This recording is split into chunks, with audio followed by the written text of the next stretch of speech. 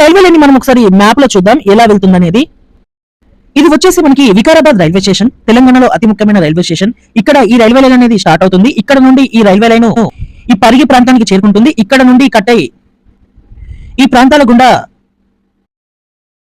ఈ కొడంగల్ ప్రాంతానికి చేరుకుంటుంది. ఈ కొడంగల్ ప్రాంతం అనేది ఈ రైల్వే లైన్ లో ముఖ్యమైన ప్రాంతంగా చెప్పుకోవచ్చు.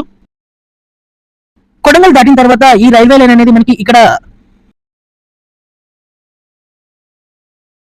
ఈ నారాయణపేటకి చేరుకుంటుంది. ఈ నారాయణపేట కూడా చాలా పెద్ద ప్రాంతం ఈ రైల్వే లైన్ వెళ్లే ప్రాంతాలలో. నారాయణపేటను దాటిన తర్వాత ఈ రైల్వే లైన్ వచ్చేసి మనకి ఈ మక్తల్ ప్రాంతానికి చేరుకుంటుంది. ఈ రైల్వే లైన్ ఈ మక్తల్ ప్రాంతం నుంచి డైవర్షన్ అనేది చేంజ్ అవుతుంది.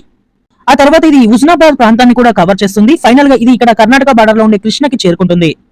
ఈ మ్యాప్ అనేది ఇదే కరెక్ట్ అని కాదు, దీనిలో కొన్ని చేంజెస్ అనేవి ఉంటాయి. ఈ రైల్వే లైన్ అనేది ఇంకా సర్వే అనేది కంప్లీట్ అయిన తర్వాత ఈ రైల్వే లైన్ ఏ ప్రాంతాల గుండా వెళ్తుందనే దాని మీద ఒక